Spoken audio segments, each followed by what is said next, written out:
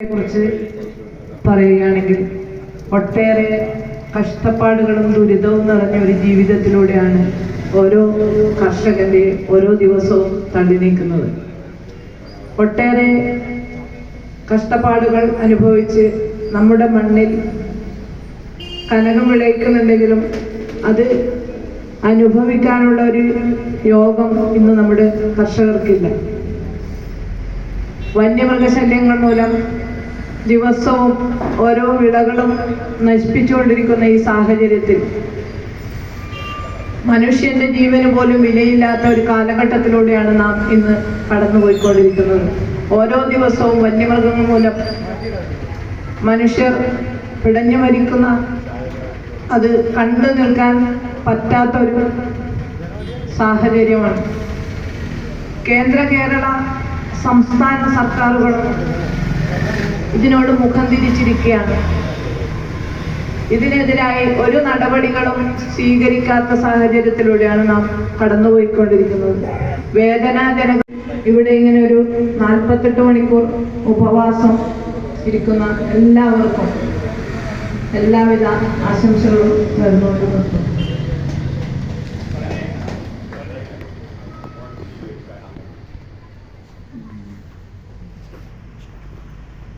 സംസാരിക്കാൻ standing committee chairperson Shrimati Monsy.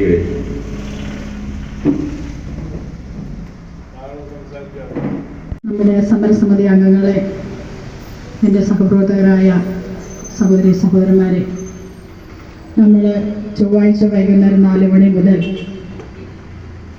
ഇവിടെ ആരംഭിച്ചിരിക്കുന്ന സത്യാഗ്രഹ സമരം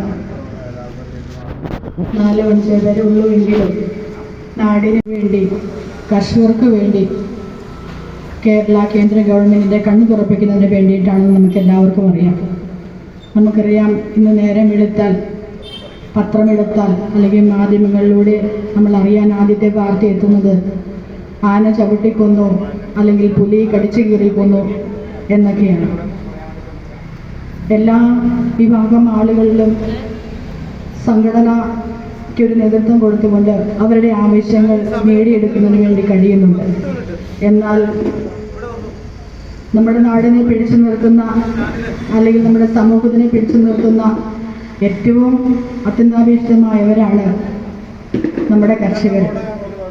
തീർച്ചയായിട്ടും ഇന്ന് കർഷകർ രാപകലില്ലാതെ, മഴയോ വെയിലോ ഇല്ലാതെ മണ്ണിൽ കിടന്ന് പൊന്നു വിളയിക്കുമ്പോൾ അവർക്ക് മാത്രം ഒരു സംഘടനയോ അല്ലെങ്കിൽ അവർക്ക് വേണ്ടി പ്രവർത്തിക്കാനോ ആളില്ലാത്തൊരു സാഹചര്യമാണ് ഇന്ന് നിലവിലുള്ളത്.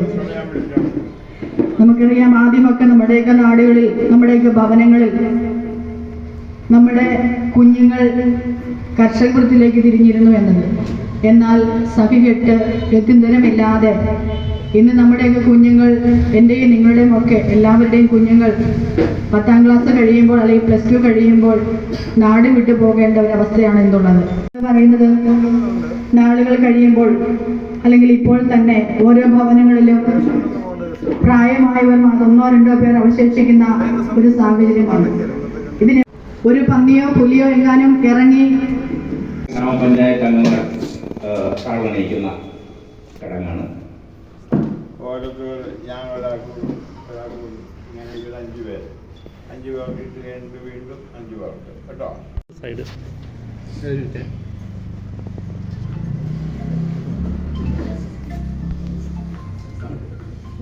അത് കൊടുക്കും.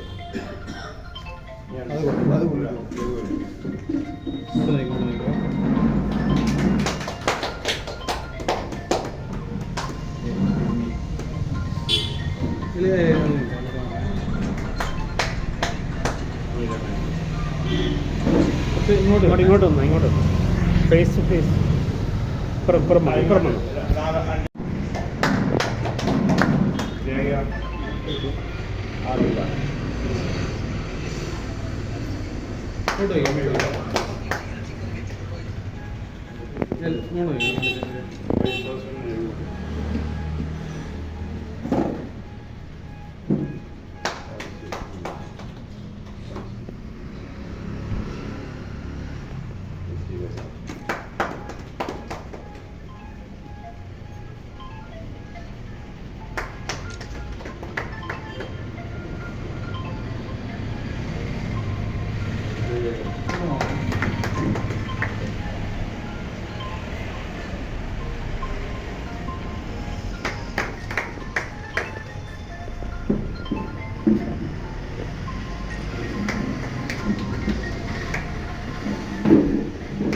നമ്പർ അവിടെ ഇവരുടെ കൂടെ ഒന്ന് മാഷ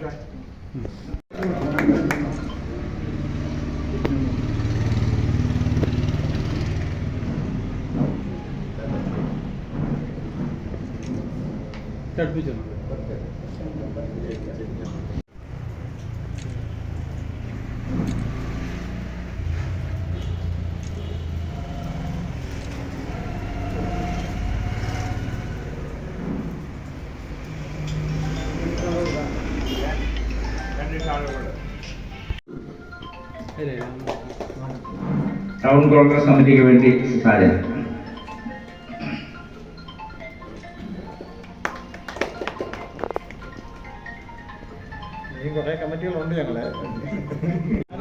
ബളാൽ ഗ്രാമപഞ്ചായത്ത് പ്രസിഡന്റ് ശ്രീ രാജീവ് ഘട്ടക്ക്, ബഹുമാനരായ ജനപ്രതിനിധികളെ, സമര സമിതി അംഗങ്ങളെ,